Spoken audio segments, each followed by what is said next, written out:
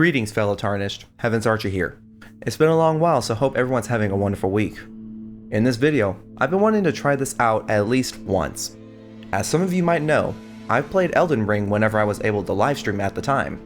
Throughout the course of both streaming the game and playing it offline, I have accumulated a little over 240 hours on Steam, and I completed the game's journey 3 times, including the DLC Shadow of the Erdtree. But there's one thing that dawned upon me. I've not 100% explored everything in the game. Even when I went through New Game Plus twice, I just skimmed my way through the game, but not really exploring the whole landscape of the game.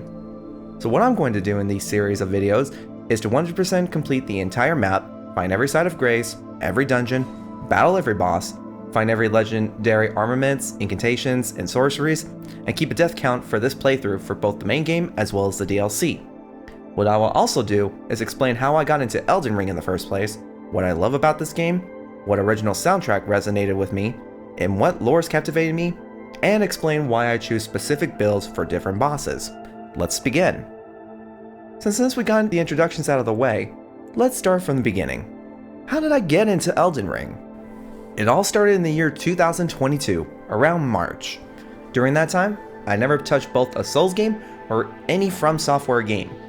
I was working at a medical assembly line about 30-ish minutes away from where I lived. One coworker wanted to get to know me a bit more, and then we just started talking about video games. For the sake of protecting my coworker's identity, we're just gonna call him Robert. Robert asked me, "Hey, have you ever played this game called Elden Ring?" I told him, no, I did not. He was then giving me a list of reasons as to why I should play this game. He was calling it a masterpiece, ranging from a captivating story to a game with actual challenge. He even mentioned how the game doesn't hold your hand throughout your journey, and that you decide what road you take. That struck a chord with me. I've played countless games throughout my life, and the majority of them are usually very simple to learn, and reaching the end of the game felt lackluster. The only game I have played was considering a challenge was Horizon Zero Dawn, and I completely 100% of the game on Steam. After the conversation ended and I went home, I decided to buy the game. Now begins my journey with Elden Ring. Needless to say, for my very first Souls game experience, it was a tough challenge. How much of a challenge was it for me? I thought I could stealth my way through the game and backstab any enemy I see to get through. Not only that, but it took me about 8-ish hours to beat the very first boss, Margit the Fell Omen. If I remember correctly, it took me around 70 hours to complete my very first playthrough of the base game.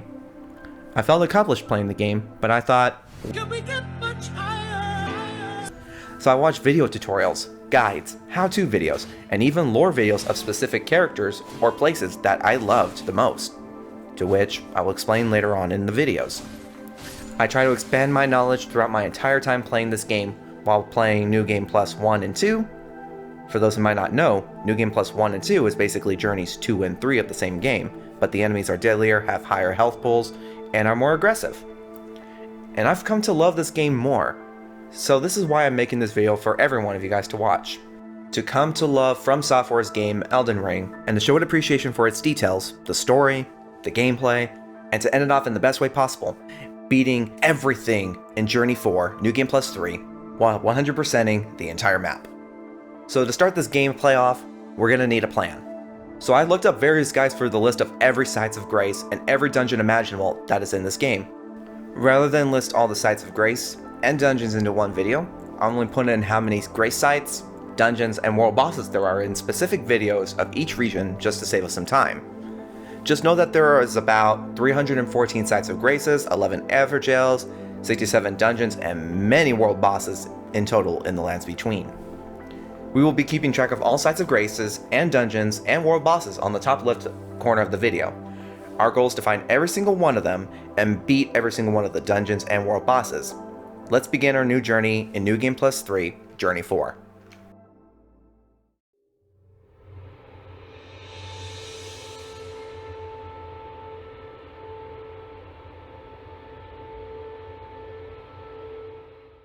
So for this specific video, I'm going to be trying the stagger build that was recommended by this Discord user named Lacapone, or L''A, who wanted to support my completionist journey. The problem with his recommendations is that it requires me to have the bull goat armor, which I unfortunately do not have. So to substitute it, we will be using the Verdigris armor, since it increases my poise and it won't make my character's equipment load heavy. So we're going to start off in the very beginning in the Chapel of Anticipation, meeting with the scripted boss, the Grafted Scion. Originally, in the very beginning of your very first playthrough, you're supposed to die to him so you can go to the tutorial area. But since this is my journey, I'm just going to go kill it. Now that it's dead, we're just going to go fall off this cliff right here.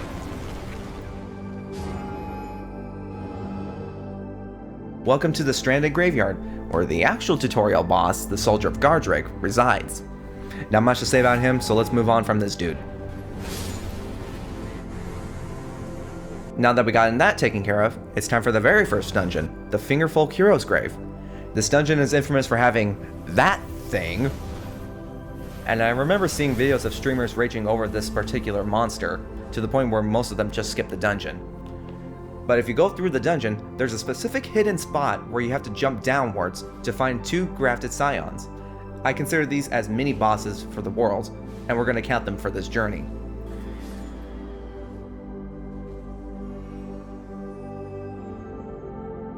Now after you completely kill them, pass through the rest of the dungeon, and then you're going to face the very first dungeon boss called the Ulcerated Tree Spirit.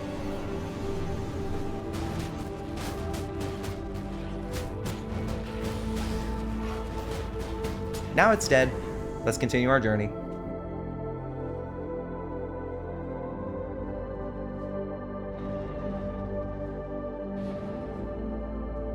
Welcome to Limgrave. Get the first step side of grace, and now let's go talk to Vari, who's gonna belittle us, telling us that we're maidenless.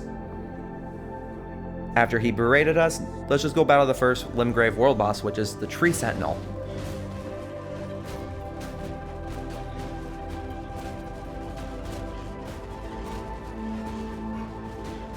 Boss is now defeated. Continue north till you reach the Church of Ella's Grace. Obtain it. Now let's go onwards to the very second dungeon in the map, which is known as the Coastal Cave.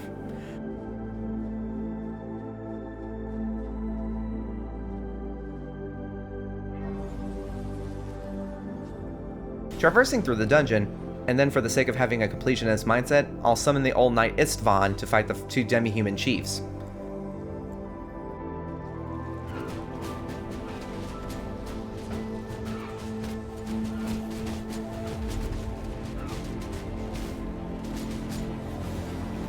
Once they're defeated, you'll receive the sewing needle for Bach, the imp. And I know that you need to talk to Bach first before going through the dungeon, but since I'm in a rush, we'll finish this dungeon later. Instead of teleporting out of the dungeon after beating the bosses, continue onwards in the dungeon so you can end up in a very small island off the coast of Limgrave, which leads you to the Church of Dragon Communion, Side of Grace. Now, if you go back to the Church of Ella's Side of Grace, we're now going to go to the Groveside Cave, which is northwest of it. And it is home to a lot of wolves and the boss Beastman of Faramazilla. The boss is pretty easy to kill. Once it's dead, you'll receive the Flame Drake Talisman. Skipping to the next dungeon west of the Groveside Cave is the Stormfront Catacombs, with some of the most annoying stone imps around. If you're not prepared for this dungeon, you'll have a rough time with this one, so wait until you boost your stats up a bit until you're ready for it. Find the lever deep in the dungeon to unlock the boss door, and the boss is now called the Erdtree Burial Watchdog. It hits hard, so watch out. Once dead, you'll get the Noble Sorcerer Ash. Now back to the Church of Ella, head north to the Gatefront Ruins. If you're daring, kill all the mobs in the vicinity, and head behind this rocky wall near the taller knight with the Great Shield, and you'll find a very small door. Once the chest is open, you'll receive the Ash of War Storm Stomp for your armaments. Touching the Side of Grace next to the Gatefront Ruins, you'll trigger a cutscene where you're going to converse with Melina for the very first time, and she offers you an accord. No, not the car. For new players, accept her being your maiden so you can level up during your journey. You can't level in the game unless you accept her. Once that's over, head east from the Gatefront Ruins Side of Grace, follow the main road, and you'll find the Aghill Lake North Side of Grace.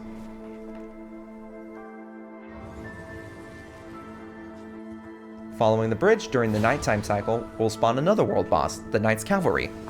While trying to swing this guy, these stupid mobs keep interfering.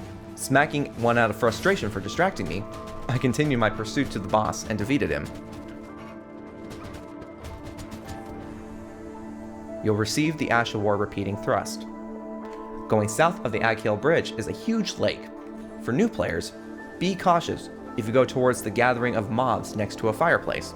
You'll trigger the third world boss, Flying Dragon Aghill.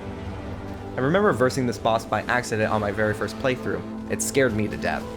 Needless to say, I died back then, but attempted it again and never gave up. And I think after the 5th attempt, I won through sheer luck.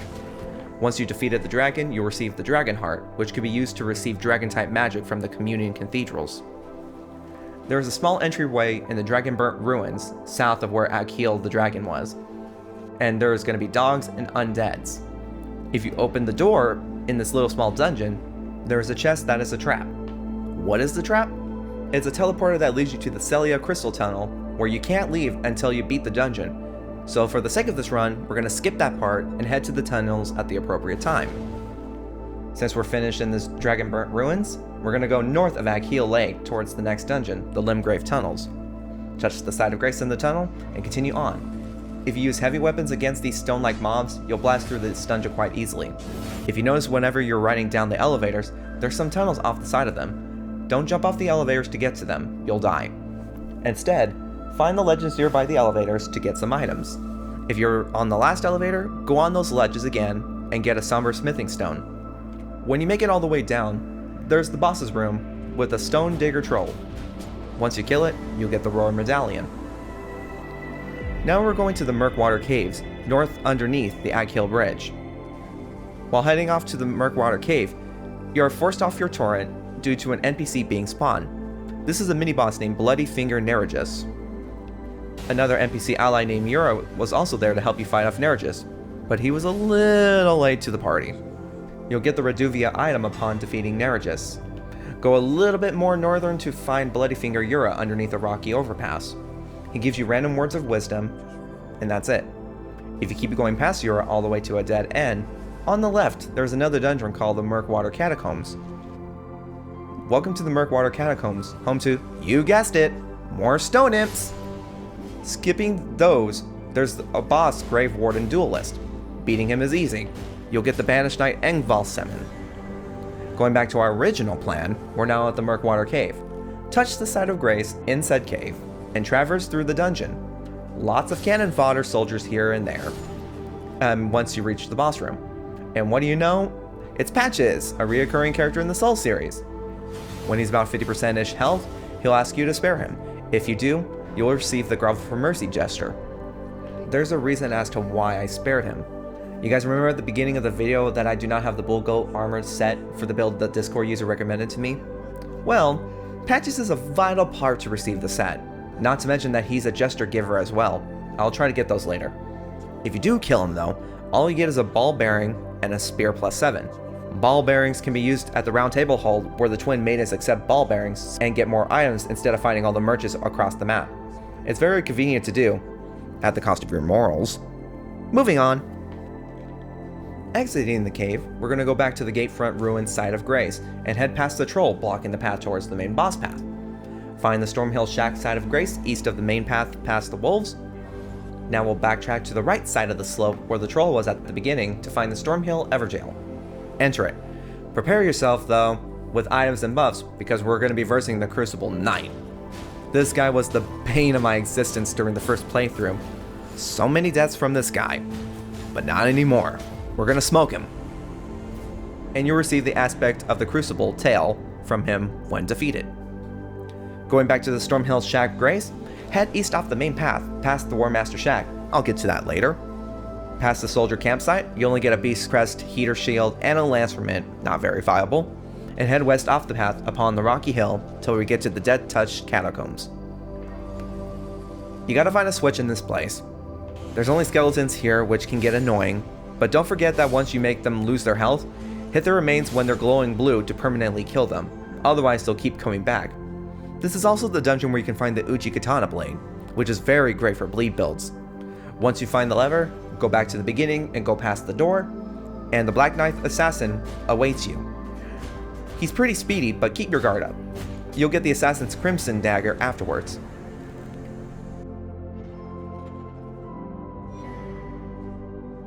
Now we're going to go to the High Road Cave, and this is where things get ridiculous. We go back to the Murkwater Catacombs and go on this wind current in the water. Use it and take it yourself upwards. I went on the left rock mountain slope past the bears. I thought I could make this landing, but...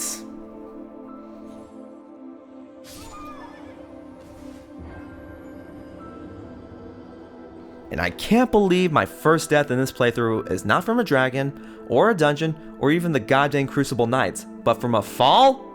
I can't believe this. I tested it again, but this time, I went west of the wind current. I still can't believe one mistake costed that death. I'm still living. Anyways, I head on forwards and went left close to the edge of the waterfall till I reached the High Road Cave. It's very dark in here, so use a lantern. There's a pack of wolves spread throughout the dungeon, so take them out and go down the hole. Watch your step though, because it can be fatal. Once you go downwards, kill more wolves and keep going. You'll be in an open area with a lot of edges and these annoying giant bats. Jump on top of the waterfall and kill a couple bats that spotted you.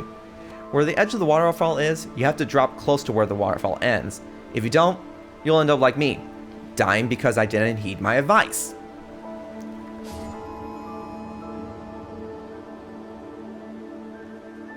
So lesson on this dungeon, you cannot make that jump from the waterfall to the platform. Moving on. What I meant to do is drop here and then jump on this fallen pillar. Kill these two bats and go west from the circle platform. A big squid-like tentacle monster appears. You can ignore it, but I just kill it. If you go to the next entryway past the squid monster, there's another waterfall next to you. Hug the wall and drop from the ledge to be on another path behind the waterfall, leading into a tunnel to the boss's room. In there lies the Guardian Golem. And with this build, it is strong that it's considered stupid. Just watch.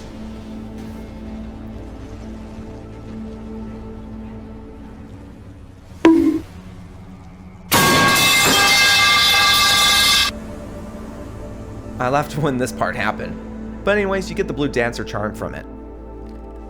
Now that's done, we're gonna go back to the War Master Shack. But then I heard a voice. Well, looky here, it's Alexander the Great Jar, stuck in a hole. I guess you can say he is in quite a pickle, eh? So let's help him out by smacking his back twice.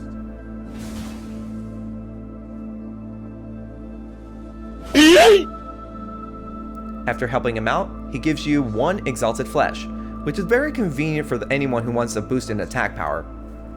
Alexander informs you that he'll be heading east to Caelid to Redmane Castle. We'll go there to meet up with him later. For now, let's go to St. Brid's Side of Grace and kill this pumpkin-headed monster.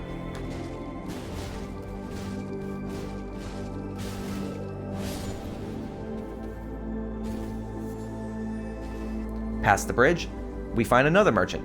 Buy your goods and continue east until you find the Summon Water Village outskirts Side of Grace.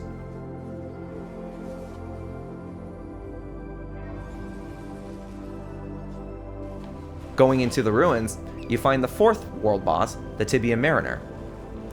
Pretty annoying when it teleports and summons undead monsters, but once you kill her, the mobs go away. You'll receive a death root and a skeletal militia man ashes. The death root will be used later on down the road, just you wait. Close to the edge of the outskirts, you'll find D standing there. Talk to him and he'll inform you about what the death root should be used for, which is to take it to someone named Garank, who is in Caelid, and to let Garank consume it. D gives you the exact location to a certain teleporter that takes you to Garank, but we'll get to that later. Close to the eastern edge of the outskirt is a dungeon which requires a stone ward key to enter. Use one and go inside. There are a lot of tortoises. There is an unspoken rule in the Elden Ring community: do not hurt the dogs, tortoise.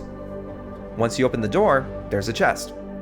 Open it and get the green turtle talisman. This talisman is very convenient to use. It helps recover stamina faster than normal, and it's perfect for heavy weapon users. So I went northeast to where the Smoldering Church presides. Reason being is that multiple sources said that this Smoldering Church was part of Limgrave. I've come to the terms that they were lying to me. It's actually a part of Caelid, which was a waste. I won't count it on the Side of Grace counts in this video until we're actually at Caelid. Since I can't leave because the NPC Anastasia Tarnished Eater spawned here, let's just get this over with.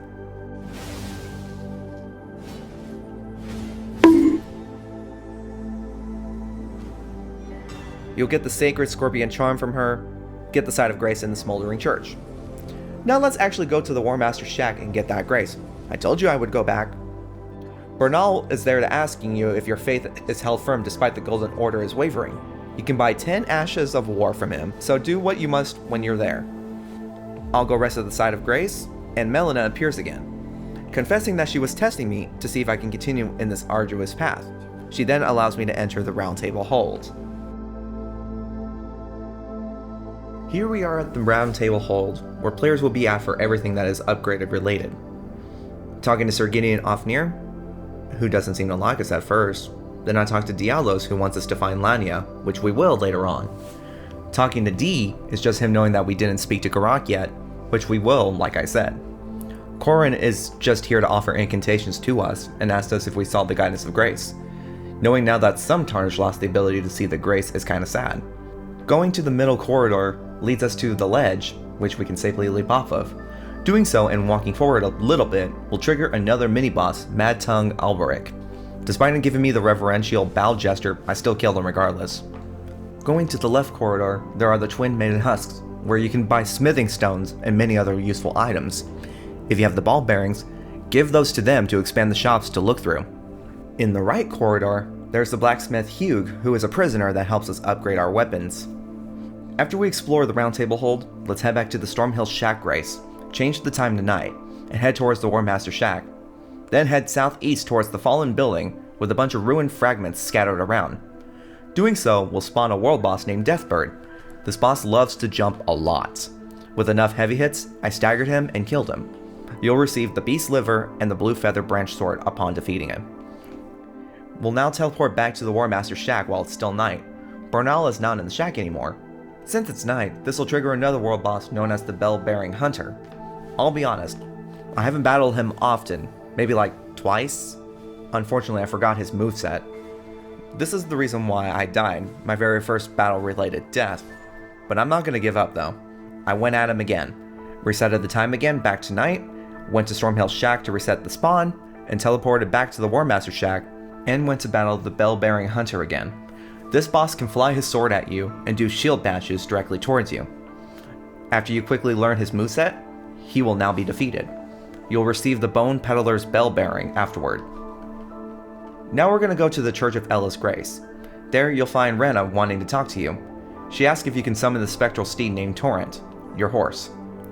She'll then give you the Lone Wolf Ashes, which was given to her by Torrent's former master. The summon is usually every newer player's first summon when exploring. It's not a bad ash until you start battling other higher powered mobs or bosses. Rena claims that we might not meet again after this conversation, but I don't think so. We'll meet with her again very soon. Let's explore the map some more, starting with finding the Artist Shack. So we'll start at the Ag Hill North Lake side of Grace. But then I heard a voice coming from this bush. Smacking this bush reveals an imp by the name of Bach.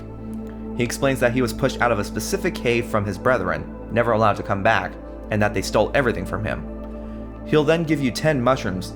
It's not much of a gift, but he is a friendly imp. He will attempt to go in that cave by himself to get back his stuff. Head back to the coastal cave and you'll see him beaten half to death near the cave's grace. He warns you to not go into the dungeon in fear that they might kill you. What he didn't notice is that I already dealt with them. So let's give him back his sewing needle. He's shocked that you retrieved it back to him. Bach started crying, explaining that his late mom used to be a seamstress and that the sewing needle was all that he had to remember her. He now has a means to keep on living, becoming a seamstress, just like his mom. I know we'll see him again very soon.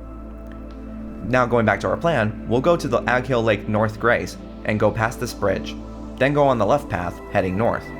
Touch the side of Grace, go into the shack, and get the Homing Instinct painting. Now we'll head to the Church of America. But before that, let's send some mobs flying just for fun. Before going to the church, we hear another NPC shouting above the main path on this torn building, pleading for someone to help him. His name is Kenneth Hyde. He was hesitant at first, seeing that we were tarnished, but he accepts us to help him out, telling us that he was supposed to be the rightful ruler of Limgrave and wants us to take back the fort that some knight commander from Stormvale stole from him. Talking to him again, he reassures us that he'll reward us with a celebration when his fort is taken back. The Church of America is past where Kenneth was. One troll is on the main path, which you can go around to avoid battling it. I didn't really care, so I took him out. Going into the Church of America, you'll find the Side of Grace, and an item on the left called the Sacred Tear. This item is used to increase your flak's potency, meaning you'll heal HP and restore MP more than average. There's also another item to look out for called the Golden Seeds, which gives you more flask usage. The Sacred Tears can be upgraded up to plus 12, and the flask usages can go up to 14. Now we'll head south of this church, towards where the minor Erd tree is on the map. But do be forewarned that there are bears in these woods. They hit hard, especially these bigger ones. If you use a stagger build, you'll knock them down often, so just stay close to avoid most of the bear swipes. After I kill these bears, we're gonna go back to the main path and continue down south, and then we start hearing a howling coming from above the Mistwood ruins. If you talk to Kale from the Church of Ella about the howling in the woods, he'll give you a finger snap gesture as a way to talk to this wolfman. So go back to where the wolfman is howling at in the Mistwood ruins and initiate the finger snap gesture. He'll jump down from the top, and now you can talk to him. This wolfman is named Blythe, and he's looking for someone named Darrowell, asking us to help him find him. So now we're going to be on a search. But before that, there's another small dungeon room blocked by another huge bear in this ruins. Using the same tactical approach, we took out the bear. Now going into the dungeon, there is a chest, and when you open it, it gives you the Axe Talisman. Going south of the Mistwood ruins, we head towards Fort Height. There's a glowing message on the left side of the road that says open for business. So if you go left of the message, and sure enough, there's going to be another merchant. Anyone else besides me immediately start buying a lot of items from any of these merchants that says, I'm hungry? Continuing onwards, we make it to Fort Height. There's not really any world boss here, it's just a bunch of mobs. So going inside, you'll notice a lot of gunpowder barrels scattered around and a couple of mobs throwing fireballs at you. If you can, take them out fast before they make you blow up. There's that Knight Commander of Stormville waiting for us. Kill him to receive the Ash of War Bloody Slash, a perfect ash for the Uchigatana blade. Now going up to the tower and up this ladder, this will lead to a chest that gives you the Left Dectus Medallion, which we will need for later. Leaving the castle, there's this tree that has a golden seed, and past the rocky slope, there's a Fort Height West Side of Grace.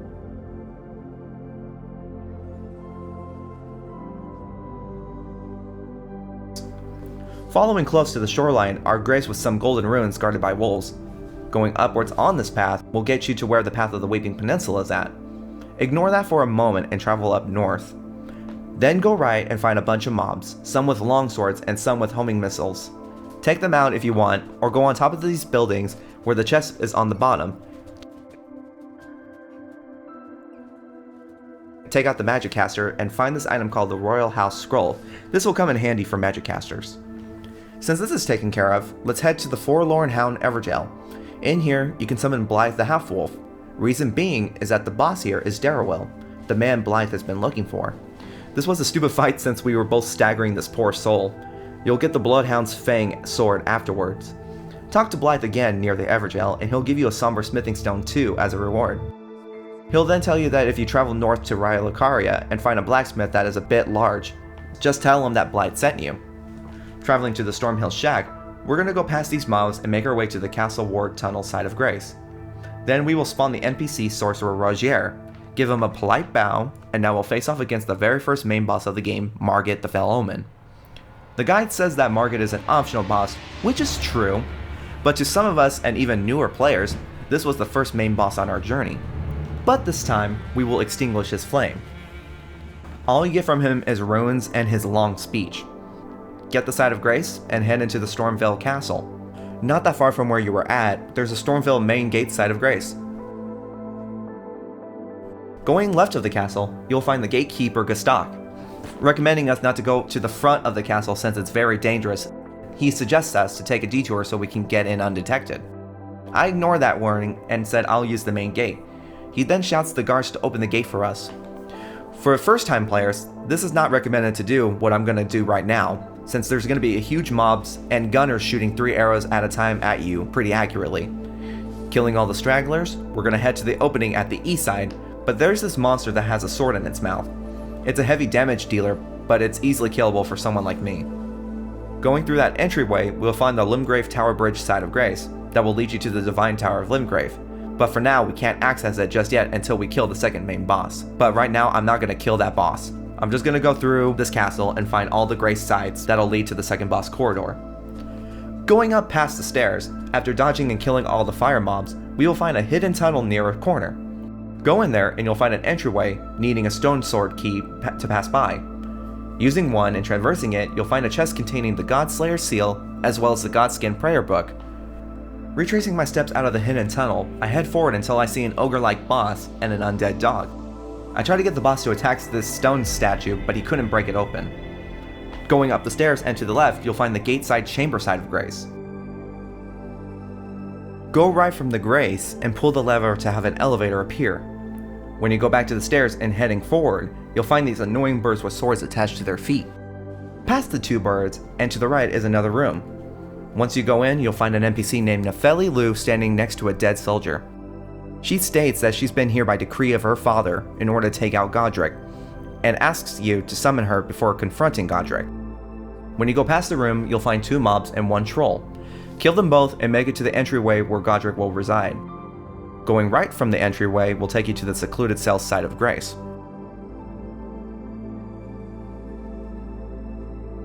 When you go left of the entryway, you'll see a bug pushing a ball. Kill it to receive the Ash of War Stormcaller. There's also a couple of small sentient jars and one huge jar. Heading back to the Stormvale main gate Grace, go to the detour path Gestok recommended. There are a few birds with flying swords around. While following the detour path, you will find the Stormvale cliffside side of Grace. Traveling up the stairs, past the mobs, you'll enter into the castle and find even more mobs. Just like Fort Height, there are explosive barrels and fireball mob users. Make them explode the barrels to give you the access to pass through the area. Going up these stairs is a dark room. Once you enter into the room and take a couple of steps, someone locked the door and starts laughing. You can't leave this room until you find the key that can get you out. Before that, there's a knight stuck in here with you. Most new players will likely die from this knight unless you can guard counter it. For me, I just staggered him until he died. Looking around the room, you'll find the rusty key and a curved sword talisman. Use the key to escape the room and go down off this ledge. Use the rusty key again to unlock this door. Going in the room, we will climb this ladder and then head right. Jumping on this ledge leads you outside, go down the stairs, kill two monsters, and go into this room to find the brickhammer weapon. Back to where we started, we hop to the next platform and continue onward. Kill a couple of mobs and then head out. Going up the stairs will lead you to a room with a spear knight patrolling around. Either you can sneak up the stairs or you can fight it. I chose the latter. Going up to the next floor, I find the Rampart Tower side of Grace. Heading up the stairs to the next floor, kill these mobs and find yourself outside with even more mobs. Going on these little sacks, I jumped off and landed on the tower ledges. Going around it, I jumped down and onto the roof. There's another bird monster waiting for me. Going back to where I was, and then head right to the ledge, I find a safe way down, leading me to another area accessible with a stone sword key. There will be two heavy-wielding axemen in there. After you kill them, you'll see an item called the Misericord lying in the NPC's buying. Heading out of the stone sword room and going right, there's another room with a grafted scion walking around. Once it's killed, you can head towards where the painting is at to get the Highland axe. Left of the painting is another room with an entryway leading outside. Now we're back to where we were before. Going back to the rooms and going straight, there's a fireplace with three mobs and an item very far in the back called the Exalted Flesh. Going up the stairs, enter to the room and find another speared knight patrolling. There's a chest in this room that gives you the Mimic Veil. Going across the area is another room leading you outside. There will be a knight and a torch wielder walking around. Take them out and keep going until you reach a room with an NPC standing at the end of this altar. He's the sorcerer Roger. He's in search of something, but not really specifying what. You tell him you're here to fight Godrick. He then tells you that he's also tarnished, but he can't see the graces. He can teach you 3 battle arts, all of them being glintstone related. Teleport back to the Rampart Tower Grace, kill the birds blocking away, head left up these steps, and fall down on this roof. Go right and hug the edge of this wall, and go down off the broken tower, and onto the ground, jumping to the edge of this cliff in order for it to crumble. If you don't land close enough to the edge of this cliff, it will not crumble and you will have to go back to the Rampart Tower Grace and do it again until you get it right. Don't worry about dying, since this fall is intentional, the game won't kill you. Kill this beetle to get the Ash of War Storm Assault. Up ahead is another Crucible Knight. I highly recommend the stealth approach when trying to get past him on your first playthrough, since this guy does hit hard. For me, I'm well equipped to take him out. Once he's killed, you'll get the aspects of Crucible Horn's skill. Continuing on past the Dead Knight, go up these stairs and into the tower and head onto the elevator. This will take you to the second floor of the tower where the Rampart Tower gravesite is. We will face off against Godrick as the last thing to fight in this video. For now, let's head back to the Agheel Lake North Grace, and head past this bridge, and go left to where the Waypoint ruins are located. There's a mini hidden dungeon. Go inside past the Veil, and you'll face off against the Mad Pumpkinhead. Fighting him's really easy to do, but what do you get? You get nothing! You lose! Good day, sir! Open this door, and you will meet with Selen, a Carian sorcerer that was exiled from Raya Lucaria, labeled as a reviled apostate witch. She can teach you the glintstone sorceries, but she warns you to be cautious of what masters you want to follow. Except to learn the sorceries from her. This will be the very beginning of her storyline. Give her the Royal House Scroll to learn 2 more glintstone sorceries, which are the Glintblade Phalanx and the Carian Slicer. Touch the Waypoint Ruins cellar side of Grace. Heading out of the ruins and continuing south, we will find the Agheel Lake south side of Grace on the right side off the main road. Going through the overpass, we have to get past the mobs and the projectile archers. It's pretty simple to do if you can serpentine your way through. You will find a stone sword key here too. A little bit further and you'll find the Bridge of Sacrifice side of Grace. Moving on, we find a blind lady named Erina who explains that she escaped from Castle Morn. She explains that her father helped her secretly escape the castle, but decided to stay there to hold the fort since he's the commander of an army. She's worried about him and wants to convince him to leave the castle by giving you a letter for him to read. Accept her offer to help, and she'll give you the letter for him. Before we go to Castle Morn, we're going to go locate the Forest Outlook Tower. At the Bridge of Sacrifice gravesite, you'll go right on the mountain slope and off the ledge here. Follow the mountainside and hop up the rocky slope. You'll find imps and soldiers in the Forest Outlook Tower. Once you climb up the tower and take care of the enemies, open the chest at the top to get the hand ballista weapon and 5 ballista bolt. Exiting the tower, we head southwest. Keep going straight and you'll find the south of the lookout tower side of Grace. Traveling west of the side of Grace, we'll ride past this bridge, go left, and jump down towards the wind current below. Go north and you'll reach the demi-human forest ruins. There are a lot of demi-humans here. Once you find the center of the ruins, you'll spot the demi-human queen congregating with other demi-humans. Once killed, you'll get the demi-human queen's staff and the crystal burst sorcery. When the queen dies, all the mobs become non-hostile and are scared of you. Free ruins if you take care of them, I guess. There's nothing else in these ruins, so we'll head to the Earthbore Cave. Mark the location of the cave on the map and find where the ruins is at. Head northeast on the map until you reach the cliff. If you look down, you'll find slopes that are safe to drop down to. When you reach the bottom, you'll now find the Earthbore Cave side of Grace. Inside the cave, there's a chest at this small room. Be careful when going to the chest straight from the path. There's a crack in the middle of the room that'll collapse upon standing on it. But if you go around the crack, you can open the chest, which will give you 3 pickled turtle necks, which restores endurance faster for a short period of time. Go around the crack and go left to a tunnel. Turn on your lantern for better lighting and kill a couple of rats. There's a small golden rune. Go left and find more rats and a huge rat. Then go to the lit up room on the right and drop down on this ledge. Continuing on this path and stumble upon the room with a rune bear as a dungeon boss. I recommend using the stagger bell to avoid heavy damages on this boss. Once you kill it, you'll get the Spell Drake Talisman. There's also 5 smoldering butterflies and a treeless lily in this room too. Now we'll go east on the map towards the Impaler's Catacomb. On the map, you can see that the path south of the Bridge of Sacrifice leads to a fork on the road, and the right hillside that can lead to both the Catacombs and the Oride's Rise. We'll teleport to the south of the Lookout Tower side of Grace, since it's closer to the fork. Go south and find the Castlemore Rampart side of Grace next to a nomadic merchant.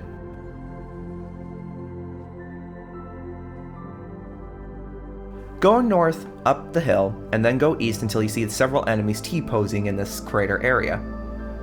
A good rule of thumb to remember is whenever you see the Ash Summon icon on the left side of the screen, know that there's a boss of some sort in the area, even if it doesn't look like there's going to be one. Just remember to stay cautious. Anyways, the mini-boss shows up but is easily defeated. You don't really get anything from it. Keep going north and go down this slope to which you'll stumble upon the Impaler's Catacomb side of Grace. Again, there is even more stone imps. Use heavy weapons to do more damage to them since slash-related attacks don't do much on them. While going through, there's this room with a platform that ascends. Avoid standing on it. Instead, wait for it to go up and then fall down below. There's a bunch of undead-like mobs that can grab you and take your HP, so watch out. Go past the raised spiked gates and go up this ladder. Pull this lever, kill this last stone imp, and jump out of this window, which will lead you back to the door you just opened. The boss in this ruins is another Erdtree burial watchdog, but this time, more of these godforsaken imps. This time, this boss can breathe fire. For newer players, I recommend using summons to lessen the mobs aggroing on you. You'll get the demi-human ashes upon defeating this boss. We will now be heading south to Oridi's Rise. Exit the catacombs and travel southward until you find the beside the crater Hawkblade side of Grace.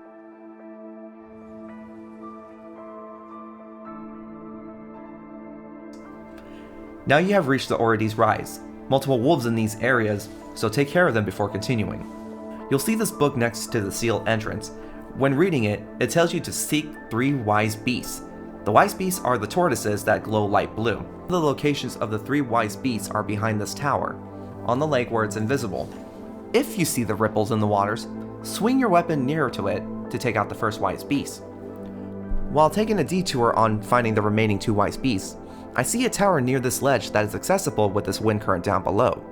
I somehow never noticed it being next to this side of Grace near where the merchant is at.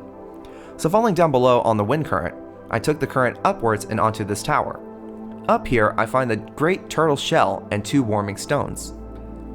Going back to the wise beast, you go back to the book near the entrance and you'll find the second wise beast on the road.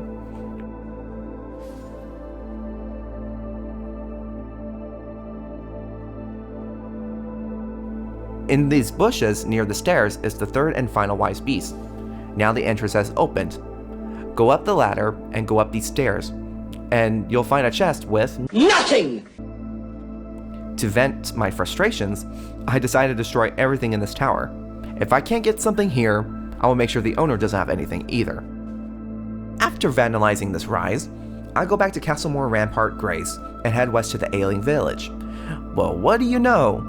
Here's another world boss, another Knight's Cavalry.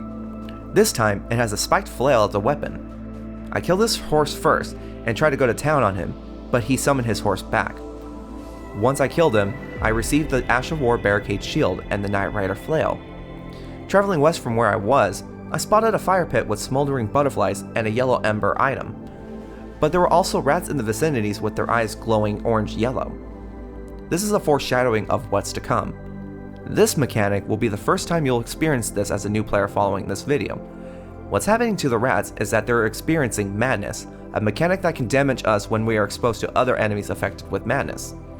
When the madness meter fills up on you, this will happen.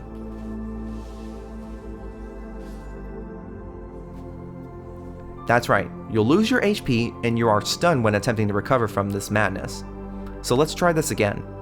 This time, we successfully attempted to clear out the rats in the temple. You will receive the Flame of Frenzy from the giant rat. There's also a sacred tear in the Kalu Baptismal Church. So there's this side of Grace outside of Ailing Village I somehow didn't spot the first time around, despite it being in plain sight, but I'll get back to it later on in this video. I go along the cliff's edge and I see a stone platform. I hop down all the way to the bottom in an area with lightning and bats. There's another beetle that once you kill him, you'll get the lightning strike incantation. Head north and find a ledge that leads you to another area below. This can be a dangerous fall if done incorrectly, but if you use Torrent and go on this left edge where this message is at, and drop to the side, you'll make a safe landing. Then go backwards and enter into the Morn Tunnel. Find the side of Grace in here after descending down from this elevator. There are a lot of mobs here that can do heavy damages to you, so I recommend using heavy weapons to avoid getting staggered constantly. You can find a treasure in the dungeon which only gives you 1 exalted flesh. Go underneath these stairs and head left to another tunnel with more mobs to kill. You'll get 2 Arteria leaves in the center of this room. Continue north in the room and then reach the boss room. Here's where you'll face off against the scaly Misbegotten. With heavy weapons, anything is possible. You'll receive a rusted anchor weapon upon defeating it. I never really used this weapon, but I've been told before that it does heavy bleed damage when built correctly. Head north outside of the Morn Tunnel, past the demi-human forest ruins, and then go up this left mountainside, and follow along the path north to then find the Church of Pilgrimage Site of Grace, as well as another sacred tier.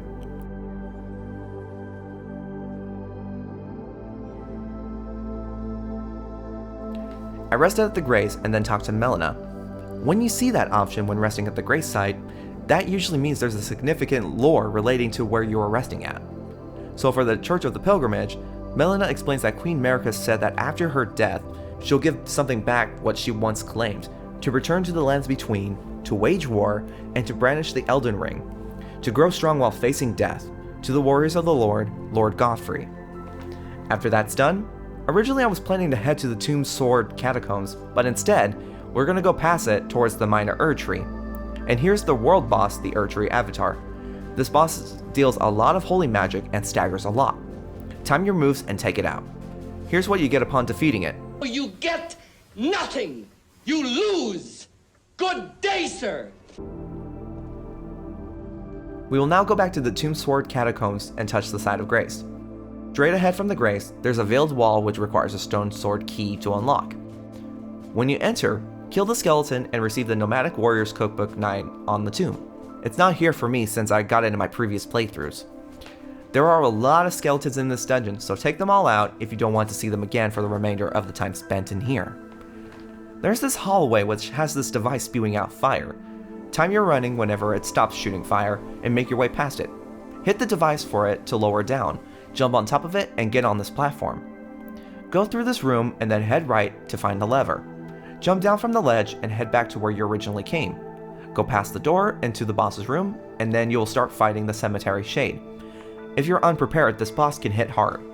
Practice dodging and parrying when stumbling upon him for the first time. It's pretty easy with my build, and in 3 hits, it's down. You'll get the Lutel the Headless Ash summon upon defeating it. We're gonna go head towards the Tomb Sword ruins. Drop down from this ledge and head straight there. In these ruins is a small room with no boss, just 2 fire archers. Open the door and get the Winged Scythe weapon from the chest. Go southwest in a couple meters to find the Weeping Evergaol that requires a stone sword key to unlock it. Use one and enter into the Evergaol. In here, you'll face off against the ancient hero Zamor. This boss will deal frost damage, which is almost equivalent to bleed damage. But after staggering it and finishing off, you'll get the Radagon Scar Seal. Keep going southwest to find the 4th Church of Marika. Grab the Sacred Tear and touch the Site of Grace. Now we'll go to the Tomb Sword Cave. Go northeast from the church and drop down into the cave and touch the Site of Grace. Use your lantern again to see better. Prep yourself with neutralizing boluses before exploring, because there's many things here that can deal poison damage to you, mainly the path you need to step on. Enemies here can also deal poison damage. Go north in the ruins and drop down. Go left and up this path. Here you'll find an Altaria leaf on this ledge. Drop down and find 3 resting enemies. Defeat them and then proceed to go right. There's the boss's room where you'll battle the Miranda Blossom. Miranda and all her minions will shoot constant poison gas on you, so take the minions out one by one, then deal with the boss. Once you kill it, you'll get the Viridian Amber Medallion. Heading back out of the cave, we will be going to the Witchbane ruins west of this cave. It's not that far from here. Go past the church and drop to the ruins where there's more poison. A school of graven mages will spawn in the middle of the ruins. Kill it and enter into the mini dungeon. Open the door and you'll find Selene's real body chained up. It appears that she was tortured by her captors. Don't attack her, and hold off until we continue on with her quest, which we will do that later. Let's head to the Isolated Merchant's Shack southwest of the map. Here, you'll find a merchant in the Isolated Merchant's Shack Site of Grace. This part of the video, I guess I decided to head to the Tower of Return, to which there's really nothing but a chest up top that leads you to an area in Langdale Royal Capital. We won't be going there just yet. Instead, we'll head to the Castlemore Rampart Grace and then head into Castle Morn. While traveling towards Castle Morn, there's an iron giant golem archer shooting at us. The best way to not get hit by it is hiding behind these large structures and wait until he hits them before charging. With my heavy attacks, it was taken out swiftly. Now I am inside the Castle Morn and go into the Castle Morn lift side of Grace. Before exploring the castle, I went back to Kenneth Hyde to let him know that I recaptured his castle from the commander of Stormvale. He rewards me with an Erdsteel dagger. He then tells me that his plan is to re-establish communication with the demi-humans, informs me that it was possible to commingle with the demi-humans under the Erd Tree. He makes it his sworn oath to uphold that promise. I've gotten curious on how he will do that, so I talked to him again. Post-edit me here. I was wondering why he didn't move to his castle when I rechecked again, so I had to record his dialogue for this part. Kenneth asked us if he wants to join his services and learn the workings of the Erd Tree's true order. He believes that we don't see the grace of gold. Pledge your service to him and he'll plan a ceremony for you to join the knighthood once we go back to Fort Hyde. Upon returning to Fort Hyde, you notice that every enemy here are demi-humans. They aren't friendly in the slightest. If anything, they are very hostile. Kill them all and find Kenneth up at the top. He admits that the fort is in a sorry state due to it not having a ruler. He knows one must be found, but it cannot be Godrick. It will be explained later. He apologizes for lifting our hopes for naught, and not having authority to raise us to knighthood. He will now be on the search for a true ruler. We will meet him again way later on down the road. Going back to the Castle Morn lift, we head up this elevator. Lo and behold, a pile of corpses and a bunch of undead dogs and mobs. Take them all out and head further south. Kill this mad pumpkinhead and then go right. Go up this ladder and follow the path leading across another tower. Go right and down this ladder to find an item at the very end of the path that will be a smithing stone too. Going back up this ladder and heading across to this other ladder, you will find both the soldiers and mobs fighting each other. Go up the stairs and you'll find Edgar up top, who is a commander of Lord Godrick. He's the one Erina wants us to find and give her the letter to. Edgar explains that many Ols have rebelled due to the deceptions emitted by the enemies. He knows that this castle won't hold out much longer. What he gives us is a sacrificial twig as a means of apology. Give him Erina's letter. He thanks us but says he can't leave yet, since he's a commander and can't leave until his work is done here. He's supposed to ensure that this treasured sword doesn't fall into the wrong hands, and wants us to inform Erina once he is finished with his duties. This treasured sword that he mentioned is the scaled sword which was taken by the upcoming world boss we'll face, called the Liurnia Misbegotten. Going back up the ladder, turn left past this mini bridge and drop from this broken ledge. There you will find the behind the castle side of Grace. Go down this ledge and jump across this rooftop, then go down this hole into this room. Find the pickled turtle neck while getting eaten by the slug, and then head out. Go right and take out these monsters. Up ahead, there's a monster with a heavy weapon. Take it out and then go up this ladder. Up top, there's a chest that contains a twin blade talisman. Go back down the ladder and jump down from this roof. Land on this tree branch and land on the ground. Jump towards the slope and onto the last rooftop. Land in these walk beams and onto this floor. Here, you'll find this whip weapon. Walk across the bridge, and 2 enemies are in this area. Take them out and go down this ladder. Now we can finally face off against the Liurnia Misbegotten world boss. This boss is very fast and agile. Prep yourself and remember to time your dodges and attacks. With this build though, I fought this boss effortlessly. You'll get the very first legendary armament of this game, the Grafted Blade Greatsword. Touch the Morn Moongrave side of Grace and then head back to the Bridge of Sacrifice to talk to Erina. When you reach her, you'll find her corpse on the ground with Edgar mourning of her death, regretting that he's prioritizing his duty over his own daughter's safety. He now vows to hunt down the ones who killed Erina and eliminate every single one of them. I went back to Castle Morn and changed the time cycle to night. Then I went northeast near these broken structures. Here's the world boss, the Deathbird. Again, very easy to learn, so we'll take this one out ASAP. Once you killed it, you'll get the sacrificial axe. Teleporting to the War Master's shack and heading north underneath this broken bridge will lead you to a huge coliseum, where an NPC world boss, Recusant Henricus, will spawn. Taking him out will give you the Hammer Talisman. If you open this coliseum, it will unlock the Limgrave Coliseum, a way for players to fight each other in a coliseum. Continuing on, I exited the coliseum and used a Grace Mimic to point me to the missing Grace direction. Following the direction of the Grace, and descending from this cliff, I found an iron golem laying there and a lance talisman nearby. You don't get a reward for killing the giant. I teleported back to the Stormhill shack and pinpointed the location of the finger reader Crone. When you talk to her, she asks you if she can read your fingers.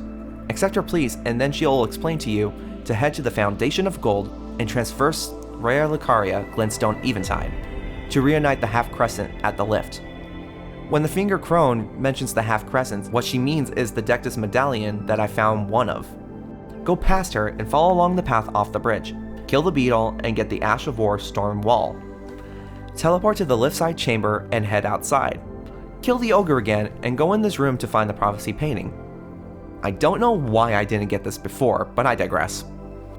Going back to the secluded cell, I summoned Nepheli Lu for lore reasons, and I'm ready to battle against the second main boss of the game, Godrick the Grafted. So here's some lore about Godrick. I'll talk about it while the battle is playing. Godrick is a descendant of Godfrey, the first Elden Lord, which makes him born from the Golden lineage. But there could be a chance that he is the son of Godwyn, due to his heritage as well as both Mog and Morgott being Omen. Sir Gideon Ofnir and Kenneth Hyde both believe that Godrick is unworthy to rule.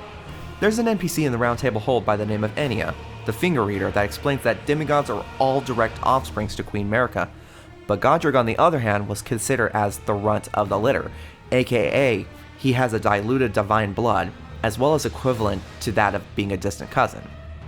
There's some more lore to him that you can find. What I highly recommend is this video by Mad Luigi if you want a more explanation on Godrick. His video will be linked in the description below. I'll only explain things in layman terms so you can find more info on specific lore related videos. Even with Godrick chopping his left arm to obtain the dragon's power, it was still in vain against me. Once he died, you'll receive his remembrance as well as his great rune. This great rune is amazing for both new and veteran players. Obtain the Side of Grace in the area, and you'll see Gustok here as well, stepping on Godrick's deceased corpse. The thing you see Gustok stepping on, that was Godrick's real form, before he continuously added body parts to him to make him both bigger and stronger. This is such a fitting end for someone that is so hypocritical. Let's go to the Limgrave Tower Bridge and head across the broken bridge. There are 3 iron golems in this area. Take them out one by one carefully and find the teleporter at the end of this broken bridge. Activate it and it will take you directly at the front of the tower. Open the tower doors and head up in this elevator. Touch the Divine Tower of Limgrave's Side of Grace. Go up the stairs and head to the center of the area. Let's now activate our very first great rune, Godrick's Great Rune.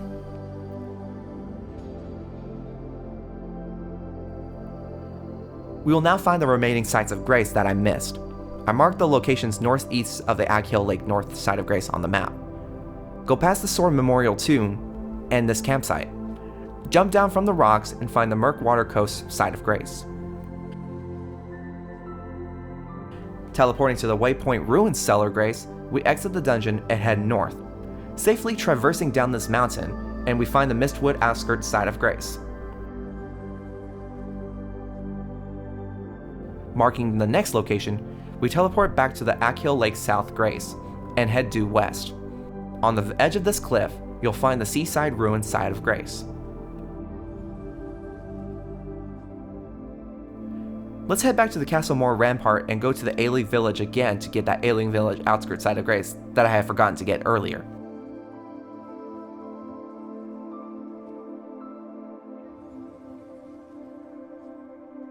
Southwest of the Weeping Peninsula, as well as Castle Morn, are 2 sites of graces that I have missed. Let's go to the Tombsword Catacombs and head south. Going up on this mountain slope, I spotted the grace below, and this broken pillar that looks like I can safely land on it. Unfortunately, it's not possible.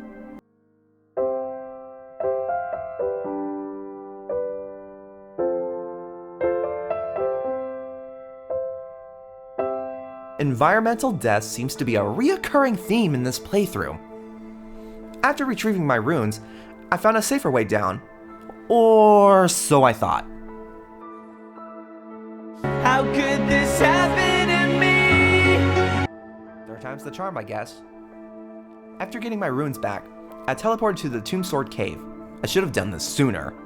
Going east, I easily obtained the Tomb Sword Site of Grace.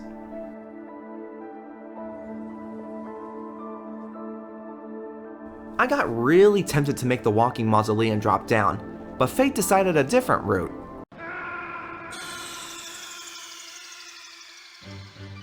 Snake, are you okay? Snake? Snake? I attempted this again, but slowly this time. After some time of taking out barnacles from its feet, it finally stopped moving. When you open the door, you'll see a grave tomb in the middle. This is meant for us to receive a duplicate of any remembrance that we wanted 2 copies of. For new players, remembrances can offer exclusive weapons or spells, usually only 2 options. With the mausoleum being here, this gives us an opportunity to have both options easily accessible. If you don't want any of them, you can freely use the remembrances to obtain a specific amount of runes. In this case, using the Godrick's remembrance will give you 20,000 runes on the first playthrough. Going back to the behind the Castle Grace in Castle Morn, I head back down to the rooftop and all the way to the bottom. Jump to the rooftop and safely make my way down. Killing these mobs again, I head outside and then I turn left. There I find the Beside the Rampart Jail Site of Grace. And there's one world boss that many have missed, so I'll show you where to find it. First, teleport to the lift side chamber and go outside and make a hard right turn. Look down and you'll see this ledge. You might want to increase your vigor before attempting the stun, because you're going to lose some HP upon this fall. Fall down on the platform and land on the broken slanted platform. Jump on this wooden path and make your way down safely. Take out these rats and then go left. Kill the beetle and receive the Rancor Call spell. Go through this alleyway and you'll find a large area with many messages from players hinting us that it's a hard boss, or saying, "I wanna go home." Go down and face off against the ulcerated tree spirit. Same as the other ones, take it out and get a golden sea from it. If you go forward more, you'll find a deformed giant face on the ground, with an item on the right called the Prince of Death's Pustule, and onto the left, a very long ladder that'll take you back to the hall where the Grafted Scion used to be. Let's go back to the Round Table Hold.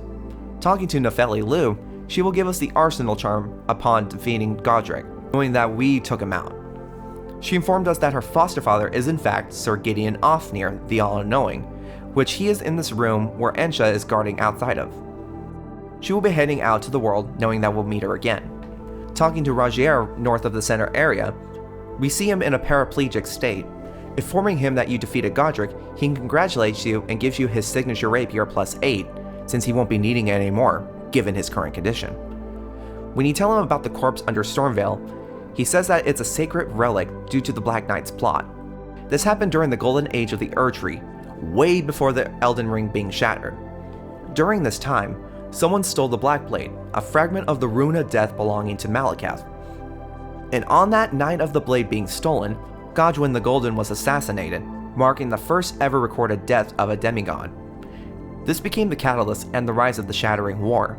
He then urges us to never disturb the corpse more than necessary. When you tell him that you've met Dee, he lets you know that he was an old friend of his. They both went on journeys together, both sharing the exploration of death, only for their path to change to the point where they can never cross. Dee told him that he discovered the Mark of the Centipede, an ancient symbol of the Curse Mark. Whoever finds this curse mark, while not being nefarious by nature, it's possible for them to form an alliance with Dee and Rogier. The last kind words Rogier mentioned to us is this: And if they were like you, all the better.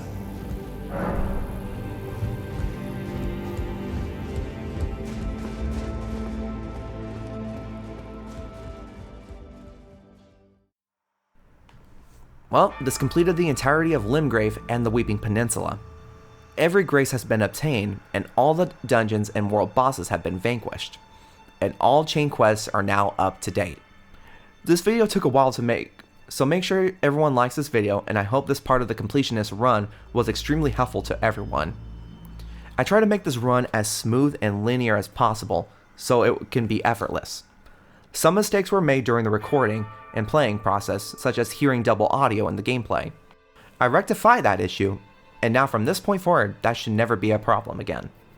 I will also try to plan out my route in Liurnia to where there's no time wasted on the locations certain graces or dungeons are at.